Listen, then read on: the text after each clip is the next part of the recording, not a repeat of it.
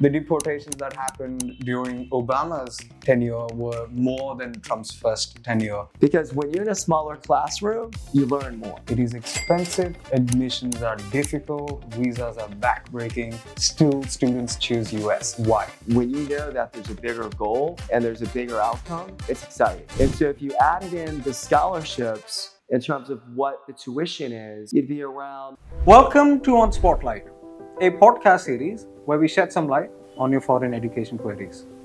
Hi, I'm Jolan Rao, Director at Rao Consultants. Over the years, we've been privileged to walk alongside students as they navigate their study abroad journey, facing questions, excitement, and sometimes uncertainty. That's why we're launching On Spotlight, a podcast where we'll talk with universities, industry experts, and inspiring alumni who are going to share the stories and advices that can help you make informed choices about your future. So, Dr. Judson Epperly is someone who's done BS Political Science. He's done MBA in Marketing and PhD in Philosophy. Speaks 3 languages and he's been working in the educational industry for 15 years, I believe. So, all that tells me is that you're somebody who is a go-to person to get advice from for education. And so there's a lot of intriguing things here and for me not to ask, starting with how did you end up doing 3 degrees and which are from so diverse domains? Well, it's funny about life. Sometimes it's surprising. So what you originally think you're going to do as a career is very different. And so, I imagine sort of political science, field, maybe government, and then realized slowly that I've had a lot of interest in business. And then it slowly developed. And once I got into sort of that business field, I realized, I need to focus more on management. And so that was my goal, was really to sort of drive that and specialize so I could drive more teams to, I would say, productivity and efficiency. So one can immediately tell that you're like super articulate, you're like academically profound. And so which is why I think you're here today and, you can be somebody to listen to. So you've been in line of work, which is directly, sort of related with helping students pursuing their dream careers, a dream education. What do you think has been the driving factor for you to be in this for so long? I'd say one, making a difference. I feel it's just sort of part of me that I want to help people achieve their dreams. For me, it's not just, I would say, another program we're selling. It's we're changing lives. And when you know that there's a bigger goal and there's a bigger outcome, it's exciting. And that's what drives me every day. That is super interesting. And I think it makes sense, to have such a drive or passion for what you're doing. So we met at ISEF Goa, I think in the month of Feb. And then we were talking about what are some of the ways we can, sort of share knowledge about post or share information about post university. And I don't know if you recall, we talked about doing a podcast where we're sort of compiling all the information student needs. So that's the objective of podcast, of all the podcasts that we do, is we sort of answer all the questions that students may have to decide to go to their institute. So I'll try and ask questions the best I can from students' perspective. And we'll try to put everything, links, website, we'll try to put location, all the information that needs in the description. So if student is watching full-length video, becomes easier for them. So before we start talking about post as an institute, I think it makes more sense to start by talking about USA as a study abroad destination. How do you think the States compare to a lot of other popular educational, destinations?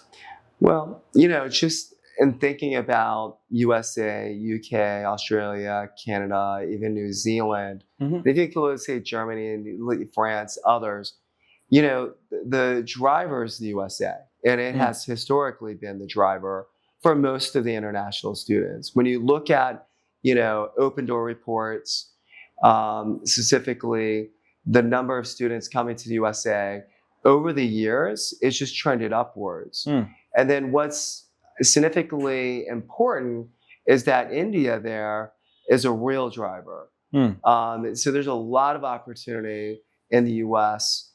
In general of what we're seeing, not just recently, but historically for different countries. So everybody knows the US has its challenges. It is expensive, admissions are difficult, visas are backbreaking. Still, students choose US. Why? Because they know at the end of the day, the degree is worth a lot. It's going to open doors. And when you know it's opening doors, you're willing to invest. And I know just in some of the families that I've worked with, that may mean selling a car, may mean selling a property. But they're all in for their kid's future. Because at the end of the day, they know if their kid makes it, there's bigger opportunities, not just for them, but to change, future generations as well. So it's quite a commitment. It's an investment, but there's a big return on the investment when you look at the US market. And I think that's one of the main factors there. So because you've been closely working with education as a whole, I think you graduated, 15 years ago, maybe? Yeah, a little bit more. So because you've studied in the US, how do you think the quality of education has changed in these last 15, 20 maybe years? It's interesting because there's just so many changes that have taken place. So first of all, there's a bigger trend in terms of just a global consolidation in terms of entities, mergers, for global campuses. But if you look specifically at programs, I would say they're becoming a little bit more practical. Like Post is very practical, and it's sort of how it teaches students. And then I would say also the demands in the marketplace really drive that these students become more specialized. They need to become specialists. And when they do, in general, it means there's a bigger economic reward. So the opportunities in general have grown, causing education to be more specific. Yes. How do you think the earning opportunities have changed with these newer demands? It varies. There's just so much, so many different careers. If you looked at, for example, like just medical, right? And medical in general, dollars have gone up in terms of salaries for the most part. But at the end of the day, if you compare that from the 1980s of what doctors used to make, it's a lot less. But if you look at, for example, let's say computer information, computer science, those types of data science, in general, those are well-paid areas. And there's generally significant opportunities depending on individuals' backgrounds, etc. But I would say the more specialized, the more I would say master's or doctoral level degrees, the more earning potential in general, obviously coupled with experience. Right. So I think we want to talk a lot about work opportunities, but maybe let's do that further down the podcast. So since we're talking about USA and then students who start considering studying in the States, first thing they think of is Trump. How do you think, with the Trump government coming into power, how do you think the dynamics have changed for international students? And also then maybe we want to talk about how immigration policies have changed. Well, every president is different. And, this is the second term of Trump. So, his focus is obviously make America great again. And he's done a number of initiatives to do that. Some of them obviously controversial. Some of them causing rumors to occur in other parts of the world. For example, taking maybe OPT away, or others, for example, in terms of more restrictions on immigrants. Nobody really knows the answer to that. But when you look historically to the United States, we've always been the front runner in terms of accepting international students. And from my perspective, this is just a bump in the road. And a lot of people say, you know what, let's maybe wait a little bit longer. And what's interesting is when you're investing in the stock market and it's down, that's obviously when you invest. You're not going to invest when it's really high. True. So I see the students who are willing to take that risk now as sort of getting in early. And what that means is additional opportunities are going to happen down the road in general terms because they're going to have less competition because there's less students coming in now. So they could potentially benefit. I have no crystal ball, but in general, that's how it works. So not going too off track, but for a lot of international audience looking at what's going on with geopolitics, the landscape changing so much. So I was reading a post this morning that with Trump running the campaign of Make America Great Again, everybody's wearing this T-shirt, Make America Great Again. And all of them are made in China, which is not going too off track, but I just wanted to add that. Okay, so, and how do you think the immigration policies have changed? I think so with Golden Visa coming in, which is crazy, $5 million. I don't think a lot of people can afford that. But how do you think immigration for students after studying in the States have changed overall? I don't think in terms of the policies haven't necessarily changed. I would say probably enforcement. And then I would also say probably more investigation in terms of, reports being run where perhaps, you're seeing deportations larger in numbers where perhaps it didn't happen in the past. But deportations did happen in the past. Back, I believe, in around 2016, maybe not at this level, but they happened.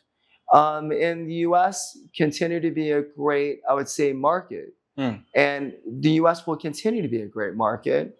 There's just another bump in the road. So I'd like to think that deportation or immigration policies are just being highlighted right now, but they have been happening for such a long time. I think I was reading an article some time back where it stated that the deportations that happened during Obama's tenure were more than Trump's first tenure. And I don't know, I could be wrong, but then we'll maybe throw this report as well.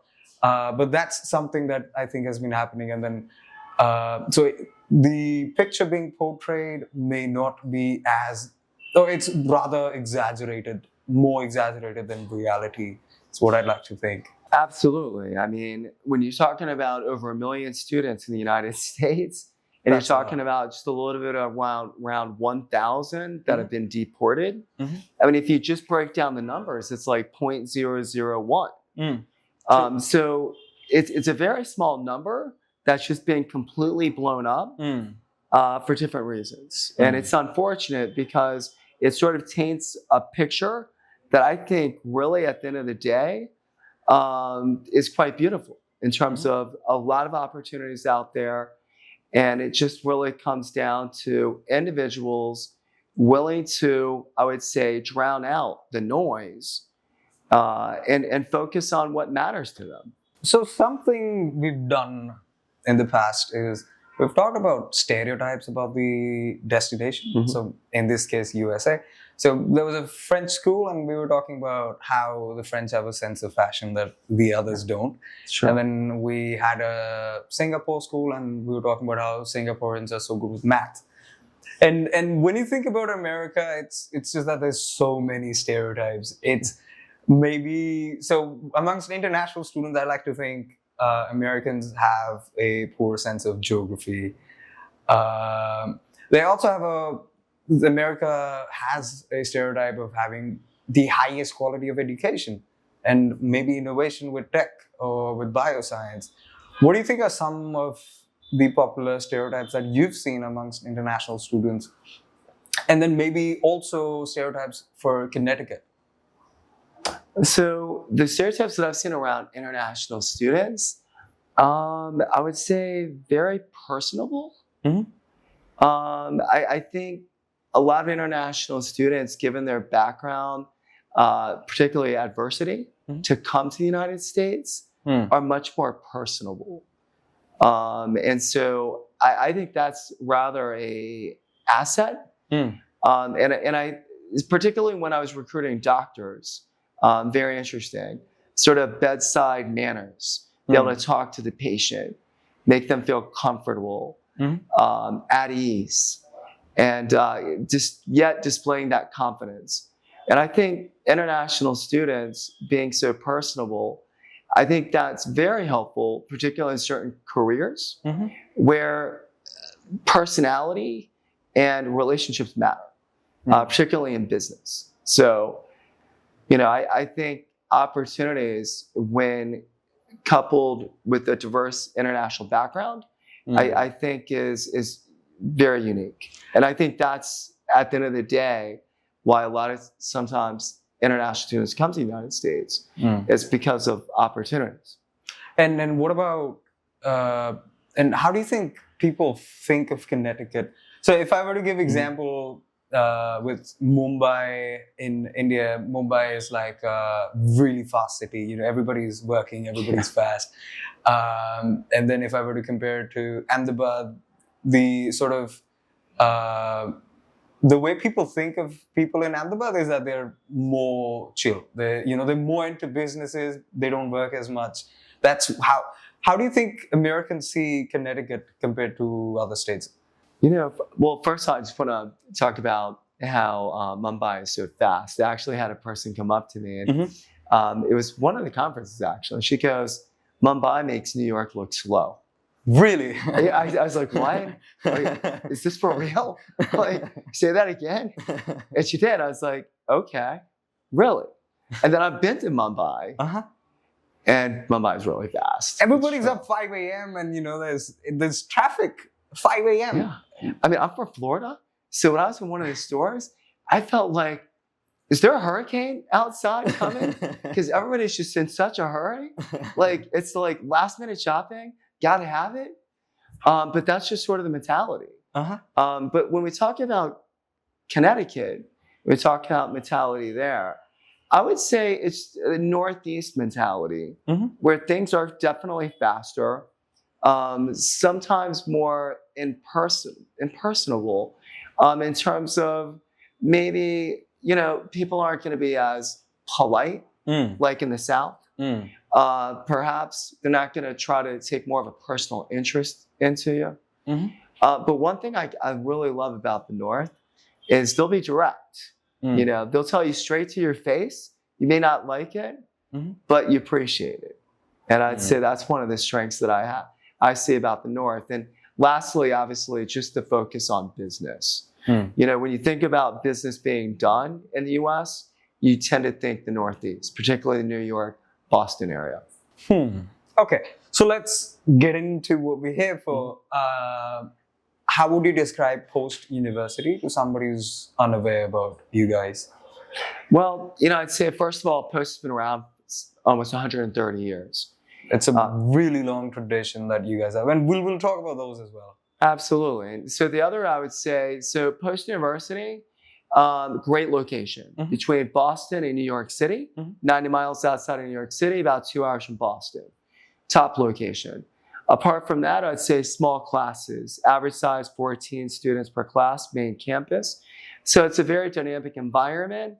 I'd say a lot of group activities, very engaging, a lot of personal relationships. You know the professor, they know you. Makes a difference, especially when you're comparing it to public universities where you're seeing maybe 100 to 150 students and you're looking at, your professor way down below. Maybe you can hardly hear him. Correct. So I think personal classes make a difference, smaller classes. Absolutely. Third, I would say in terms of boutique style campus, we'll actually pick them up at the airport, international students. And I go out there myself, my team. It's exciting. We're the first faces they've seen before, and the same faces when we come to pick them up. The other part is we've got a lot of services, academic writing center, we've got a career and professional development center, we've got personal tutors that you can utilize, as part of the tuition. You can get access to them in person or online. The other is got affordability. We have scholarships, depending on undergrad and grad. So Post is like 130, 35 something years. And Yes. how do you think the core values have evolved in these over a century? How did it start? And if you could quickly run us through what are the core values now? So Post started back in 1890, and it was just, I would say, more of college school, environment, just really trying to meet local needs. Mm-hmm. And then eventually transformed into a college, and then eventually evolved into a university. And then we ended up buying nursing school back in 2021, American Centennial. Mm-hmm. So we have 4 different colleges as part of Post University. And I'd say we have an extensive reach, particularly online. Got around over 15,000 students online, and on campus we have around 700 students. So this is something I was reading about, is that Post pioneered in online education in Connecticut. If you could throw some light on that.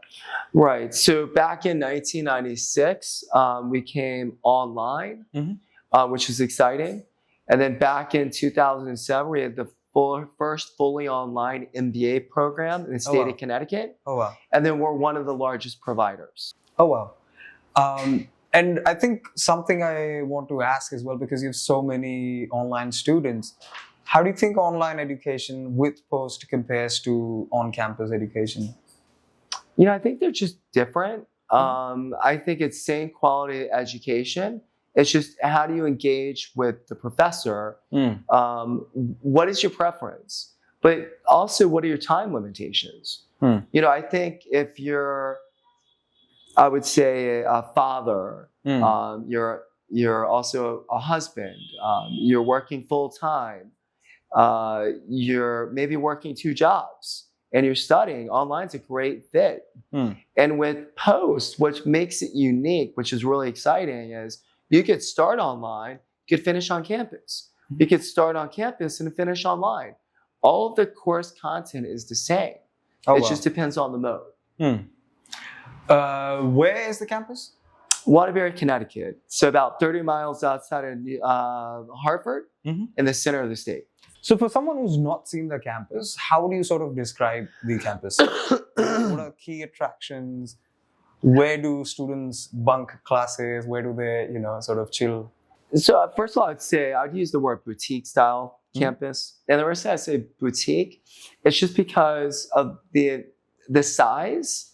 It's smaller, so it's more intimate, more community.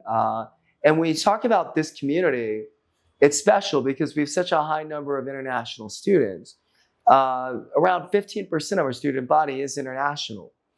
So we have, I would say, 37 plus nationalities. So when you walk around campus, you're going to feel a different vibe. And what's interesting, and I've gone to many university campuses, what I find very interesting about Post is that there's this smaller community feel. And it doesn't matter if you're international or domestic. People sort of just care. Like, people say hi in the morning, where typically you may not see that, especially in the Northeast. The other is people taking personal interest in you. But it's easy to navigate, from the cafeteria all the way to class, or from class to the dorm. The campus sits on around 50 acres or 20 hectares. So there's a lot of opportunity for us to grow, but there's a lot of forest as well. So it's nice. It's just outside of the city. We have a free shuttle that runs from campus to downtown. But I think it's sort of the best of both worlds. It's close to the city, but just outside. And as well, it has that small community feel. So because I said I'm going to be asking questions the best I can from a student's perspective, do students get to experience a late nightlife? Yeah, there's definitely nightlife, It just depends on what you want to do. If you want to go Okay. down to New York City, Mm-hmm. it's a train ride away. It's about 2 hours. So I can't think of a better place to go out than New York. Now, if you wanted to get Boston, you could do that as well. You've got the weekends. If you want to, stay obviously in Waterbury, you can do that. There's definitely places to go. Now, of course, the drinking age is 21 in the U.S., so you've got some but limitations. that's for some states and not all of them, right? I think. No, it's 21 across Really? the board. Yes. Oh, interesting. Okay, so let's get to the crux. Let's talk about programs. If you can run us through the programs offered at Post. Excuse me? If you can run us through the programs offered at Post. Sure. So we've got over 50 degree certificates and programs. I would say a significant number of programs are undergrad. And then, of course, we have more offerings online. Mm-hmm. For on-campus programs, I would say the typical, the more popular programs would be business related. So when we think of business, it's accounting, it's finance, it's marketing, it's management, it's business administration, it's human resource management. When we talk about IT, we're talking about computer information systems, data science. Then other areas that I'd say extremely popular would be psychology, biology, communication and media studies, and then gaming and esports. Now, at the grad level, the main on-campus programs that obviously extremely important would be the MBA STEM, which is business analytics or financial analytics, and then we have an MS in business intelligence analytics, and we're waiting for. We had internal governance approval, was an MS in computer science. So we're waiting for that, and we just had a DVA that came out recently. So I like to think all institutes have their signature programs, or they have programs that they're known for. What would that be for a Post? I'd say, in general, the business administration, extremely popular. Outside of that, you could look at any of the other business fields, and then I would add in the psychology or biology. So maybe if in an ascending order, if you could name the top 3 programs popular amongst international students. So starting from number 3. Got it. So number 3, I would say more computer, information systems, data science, those areas. And then in terms of number 2, I would say probably the STEM MBA. And then the MS in business intelligence analytics would be the number 1. So, the MS in business intelligence analytics, earlier I mentioned that one of the sort of trends is individuals want to focus on more specialized areas. That would be one of them. And do you think this ranking also correlates with the pay, or? That's a tough one. I don't have the stats to look at that. Okay. But in general, I think individuals tend to target areas where they can make most money. So that's what you think is one of the biggest factor for students deciding what program to take? I think that's a driving factor. I mean, I think at the end of the day, individuals, think about return on the investment. Where can they find jobs? Where can they make money? That tends to sort of be the rules they'd be following.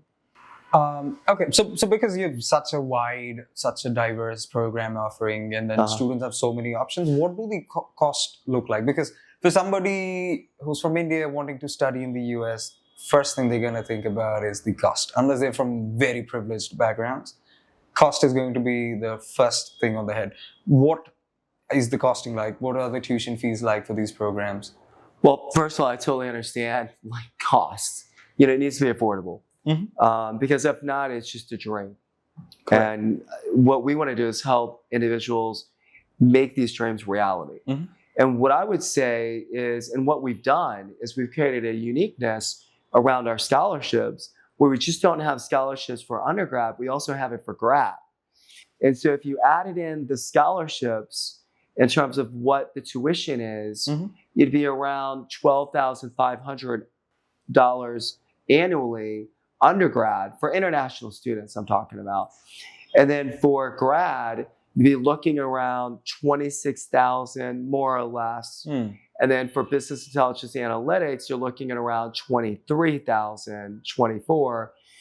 But after scholarship, you're looking around between 22,000 to 23,000 for the entire program Oh wow. at the grad level. Oh wow. So if you broke that down, it's around 11,000 annually. Right. Very affordable.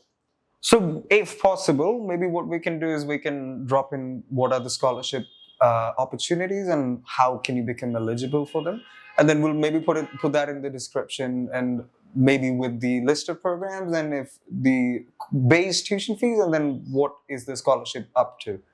Absolutely. And I appreciate that, because I think when you can actually see it and you know the details, because I'm just talking general terms now, it's so much easier to actually see it. So thank you for Right. doing that.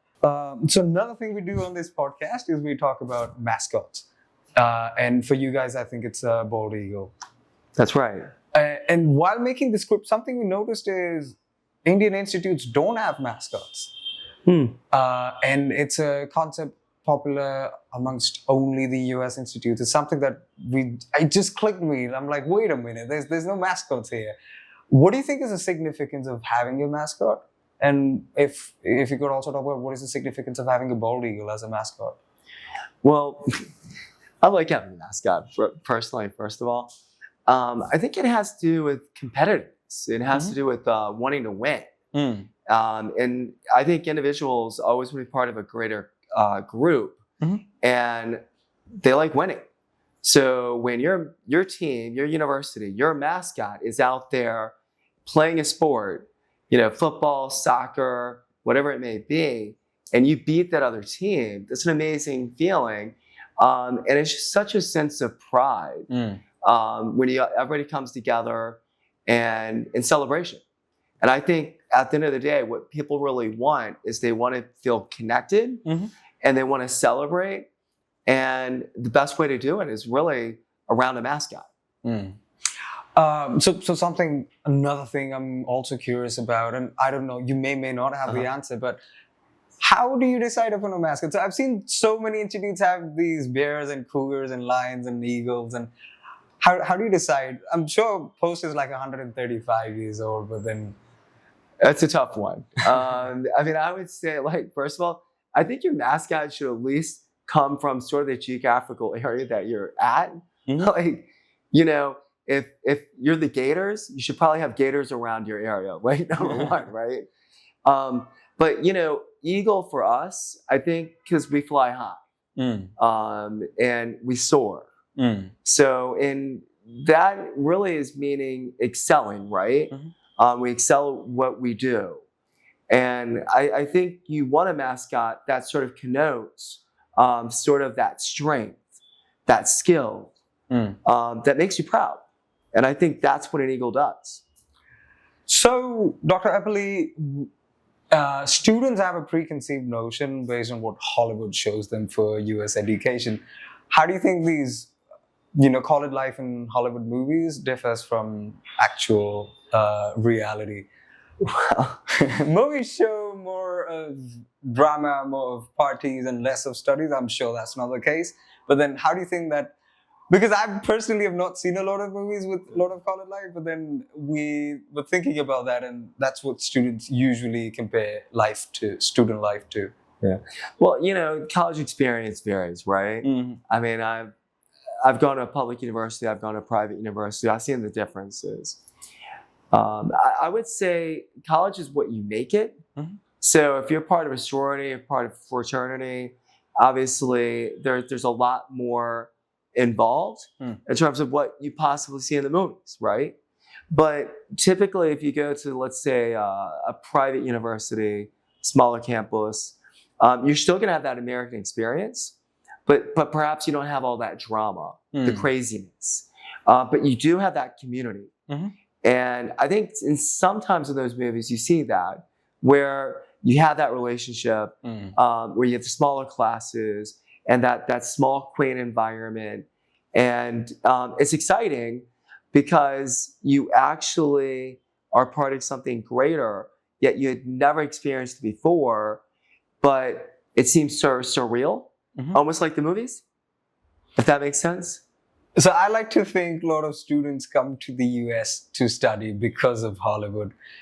You could disagree. Do you think? No, I mean, I think yes. I mean, I think when people come to post, there's a certain aspect of what you see in the movies, right? The typical American experience, which is basically, you got this nice campus. It's almost seems perfect, right? 'Cause, you got the beautiful landscaping.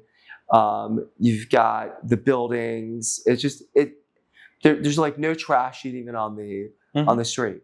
And so when you look at that, and then you look at all these students coming in from different backgrounds, and they're studying, but yet having these conversations that could never happen before because of their backgrounds, but yet the university is sort of the median.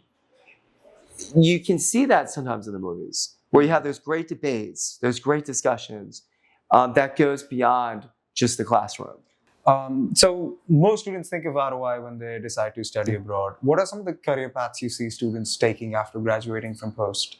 So, a lot of career paths would be finance, that would be one, data science, computer information systems, as well business administration. So I think the most popular areas really would be the paths. Some of them I've seen come to open up their own companies. Others, for example, specialists in terms of either data science or business intelligence analytics. So it just really depends on, obviously, their desire and as well focus on wanting to continue to work in the United States. All right. So can you help us understand what some of the things Post is doing to help international students, be it with finding work or be it what is the support system for international students? So Post University, I would say, first and foremost, is extremely, I would say, well-structured in terms of helping support students in the process of OPT and CPT.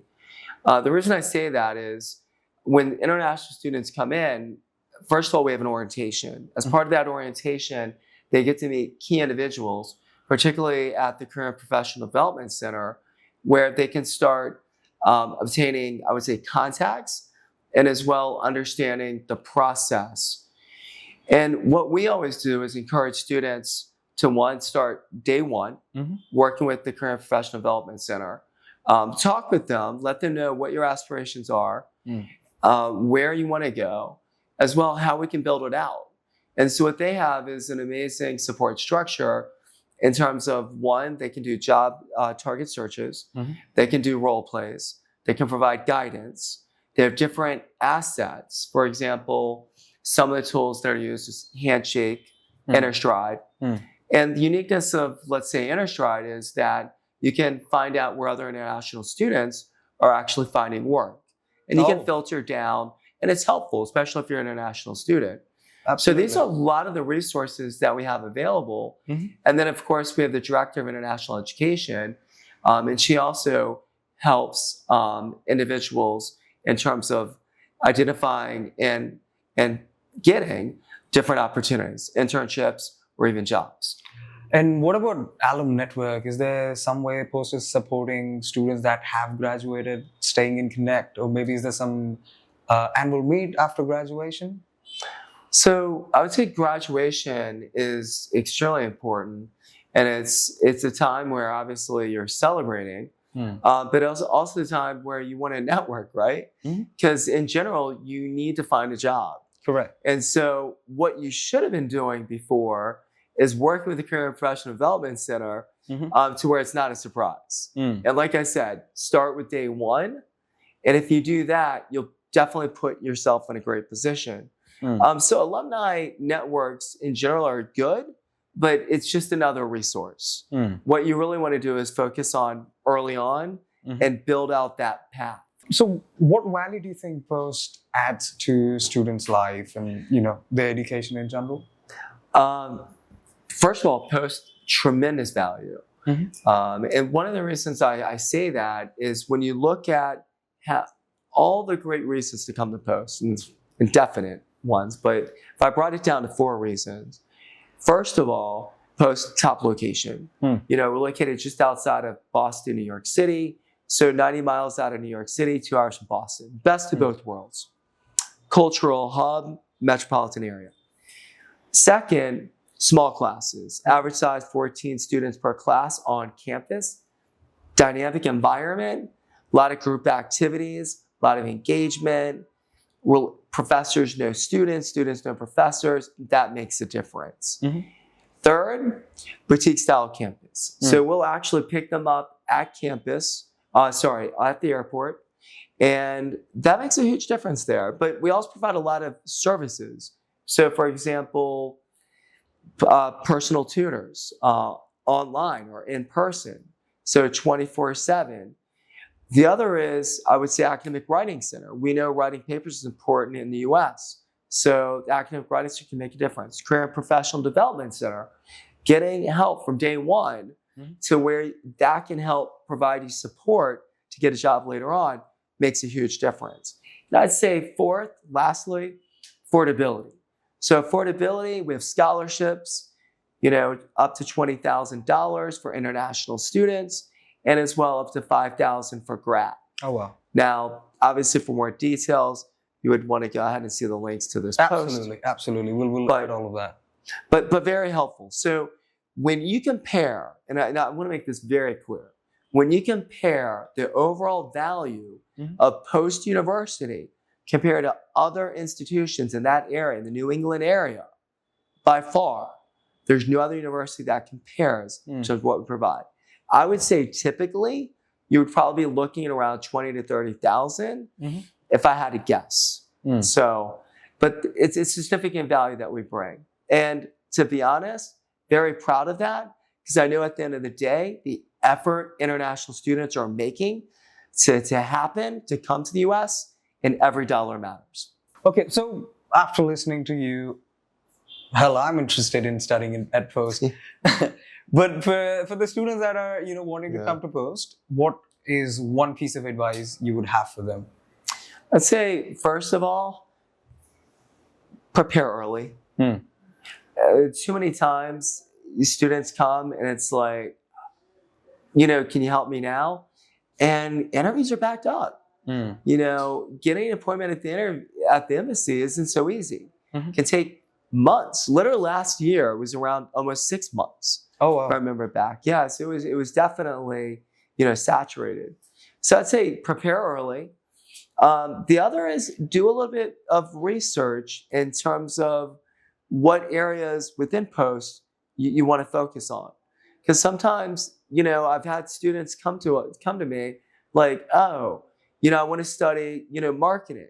But then when they look a little bit deeper, they're like, you know what? I could do business administration, but I could do a concentration in marketing. So there's some uniqueness. And what I love about Post is its personalized education. So you can tailor what you want to study many times in the different areas that we have. So like business administration, there's a lot of different concentrations you can pick from.